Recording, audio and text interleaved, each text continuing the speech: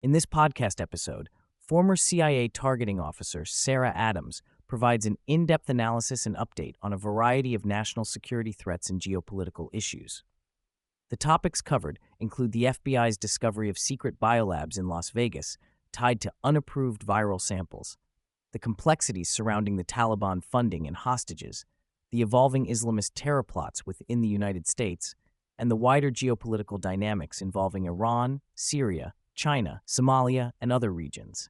Sarah also shares personal experiences from her CIA career, insights into counterterrorism challenges, and discusses the impact of misinformation and government inertia in addressing these threats effectively.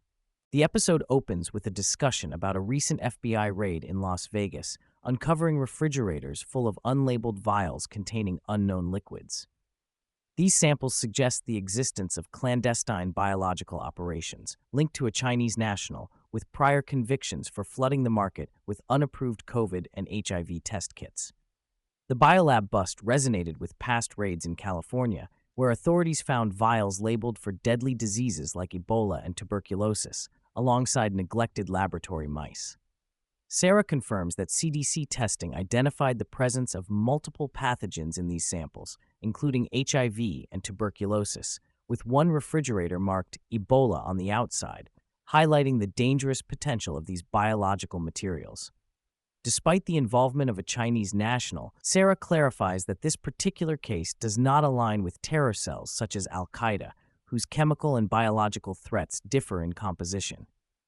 She further reveals that some terror groups maintain labs on U.S. soil, including Al-Qaeda's chemical lab in Nevada, although specifics remain closely guarded. The discussion deepens into how terror groups have incorporated chemical components into explosive devices, including binary chemical detonators and corrosive agents, to maximize lethality and complicate emergency responses by forcing hazmat interventions. This evidence emphasizes the sophistication and evolving dangers posed by terrorist organizations operating domestically. The conversation pivots to Jeffrey Epstein's extensive files, highlighting their complex and troubling revelations. Sarah expresses skepticism toward sensational interpretations, framing Epstein as a mastermind intel asset controlling world elites, pointing instead to an entrenched, pervasive culture of corruption and child exploitation across global elites independent of Epstein's involvement. She argues that Epstein's role was more about influence and monetary relationships than direct control or blackmail, emphasizing that such elite perversions are widespread worldwide. Sarah details how many victims remain silent due to years of non-disclosure agreements, NDAs, bought by lawyers leveraging victims' financial vulnerability. This systemic silencing entrenches their exploitation and shields perpetrators. While some contacts in the files appear to include figures associated with child protective organizations, the exploitation of vulnerable children without resources remains a critical issue. The nuances surrounding intelligence leaks and misinformation in the files reveal the challenges in separating fact from rumor, underscoring the need for cautious analysis in these sensitive matters.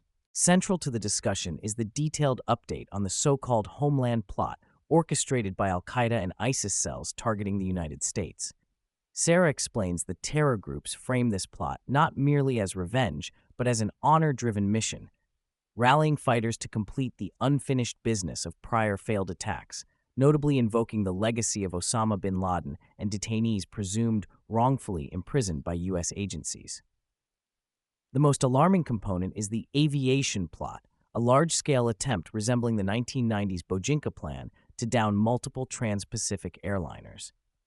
Terrorists have mobilized veteran bomb makers and tested explosives at locations including Camp Chapman in Afghanistan, now a terrorist training ground for suicide bombers prepared to strike American soil. Simultaneously, ISIS commands attacks focused on American towns, particularly targeting veteran communities, to inflict psychological damage by mirroring the trauma terrorists claim their families suffered. Sarah describes how Al-Qaeda, ISIS, and Al-Shabaab now operate in integrated cells with mixed membership to evade detection, thus complicating intelligence and law enforcement efforts, constrained by outdated assumptions that these groups never cooperate. Communication within these cells relies on human couriers and alias identities, making infiltration and intelligence gathering extremely difficult.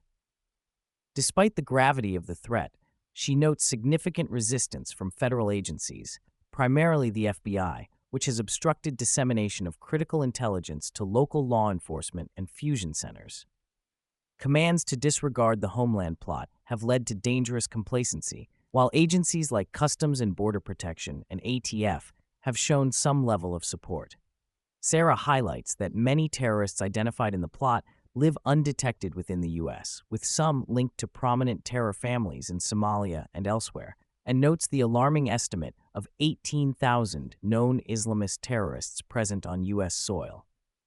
She stresses the urgent need for comprehensive preparedness among local law enforcement agencies who often operate without sufficient federal support.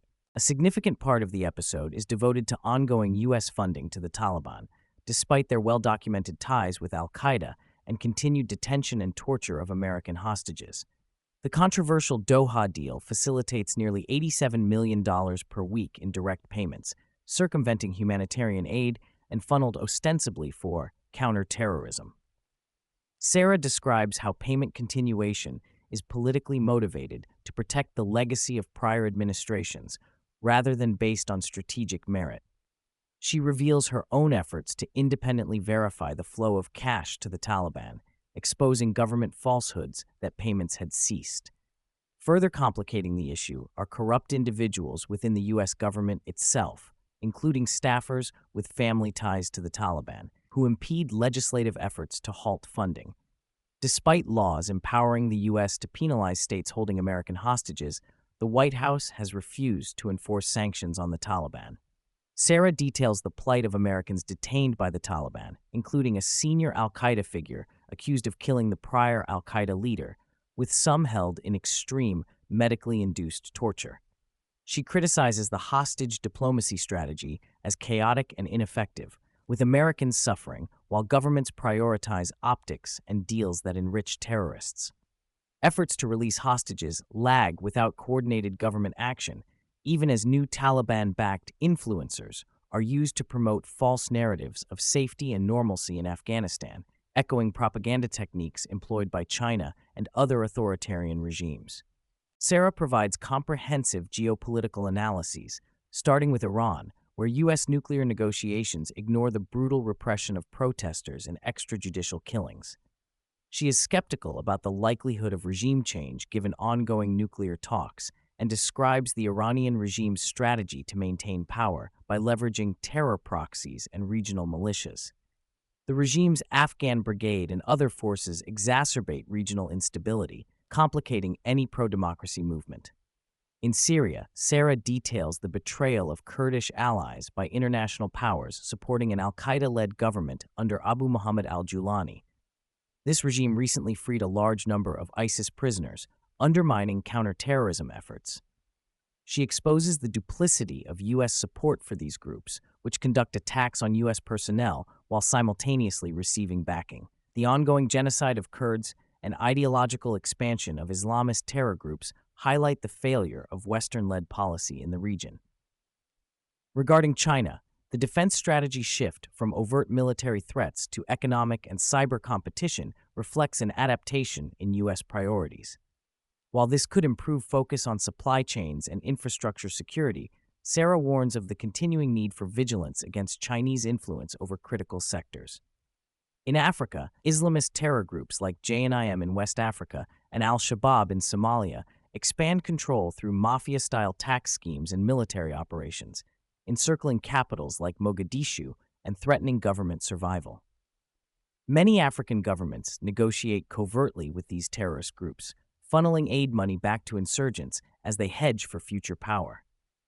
This emerging caliphate-like control across multiple weak states poses a growing global threat.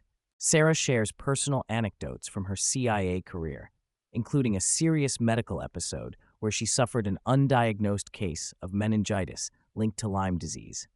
During her hospitalization, she unintentionally resisted medical staff, including police officers, leaving her temporarily infamous at the hospital for beating up cops. This distressing incident demonstrates her resilience and dedication as she deployed to Pakistan shortly afterward, despite medical reservations. She also recalls frustrations interacting with federal agencies, such as the FBI, who at times dismissed or obstructed her intelligence sharing and investigative work. Internal political battles, misinformation campaigns, and unwillingness to prepare for genuine terrorism threats create professional roadblocks despite her frontline expertise. Sarah reflects on being banned from India's social media platforms for mocking their air force and reveals the ongoing political pressures targeting her and her work. The episode touches upon Havana syndrome, the mysterious neurological ailment affecting U.S. intelligence personnel worldwide. Sarah confirms her firm belief in its authenticity and highlights its devastating impact on careers and lives, including a recent death linked to long-term effects. She discusses how Havana syndrome has led to personnel leaving sensitive posts out of fear, with little government transparency or accountability regarding the perpetrators or mitigation efforts. The syndrome's potential as a covert to eliminate the best intelligence personnel adds another layer of concern to ongoing national security struggles. Sarah addresses how misinformation and selective narratives skew public understanding of terrorism and conflict. She warns against simplistic or viral claims of casualty figures, highlighting frequent conflations of events from various conflicts, particularly involving Syria and Gaza. She critiques the pro-Islamist bias within some government circles and mainstream media, which often romanticize or downplay the immensity of the Islamist terror threat. From the use of influencers by terror groups to distort reality, to the lack of honest education about terrorism's generational scope, she stresses the urgent need for fact-based, realistic counterterrorism strategies. She also laments the politicization of terror incidents, with false narratives and institutional protectionism hindering effective responses. Sarah discusses ongoing terrorist infrastructure development, including the continued training of suicide bombers and innovative bomb designs such as invisible bombs that evade standard airport screening technology. New training programs shooting for repeated attack waves indicate a long-term sustained threat posture in the U.S. She relates concerns over TSA's recent rollback of shoe screenings, which terrorists are capitalizing on. She reveals recent setbacks and deaths among senior terror leaders due to strikes, but emphasizes that replacements and active leaders remain highly dangerous and continue recruitment and planning. Surveillance and intelligence collection are challenged by terrorists' use of travel with false or counterfeit passports and minimal digital communication. Local law enforcement's readiness varies widely by jurisdiction, with some counties and police departments proactively preparing. However, lack of consistent federal support and resources hampers nationwide preparedness, with many fusion centers suppressing critical threat information at FBI direction. Sarah revisits the legacy of past attacks, including the failed Bojinka plot and the CIA Camp Chapman bombing, explaining how modern terror plots build upon these historical events. She provides detailed insights into how terrorist organizations test and perfect bomb-making and operational tactics in Afghan camps, with some camps now dedicated exclusively to suicide bomber training for external operations. These developments indicate escalating capabilities and intent. Throughout the episode, Sarah critiques U.S. government policies for political ego, corruption, and lack of serious commitment to dismantling terrorist networks, especially with regards to funding proxy regimes like the Taliban and Hamas. She calls for zero tolerance in funding terrorists, improved interagency cooperation, better vetting of foreign nationals and associates, and heightened urgency in hostage recovery operations. She also condemns the culture of secrecy and misinformation that keeps the American public uninformed about the true scale and nature of threats facing the homeland and allies worldwide. Sarah mentions her future media involvement, including a Disney Hulu series describing CIA covert operations, where she appears discussing a notable Afghan target. She notes this public presence contrasts with ongoing clandestine work tracking second-generation terrorists. She also hints at upcoming podcast episodes discussing Havana syndrome and other emerging security concerns, underlining her continued commitment to public education on these matters. This summary encapsulates the extensive and wide-ranging conversation with Sarah Adams, offering rare insights into complex intelligence, counterterrorism challenges, and geopolitical developments shaping contemporary global security.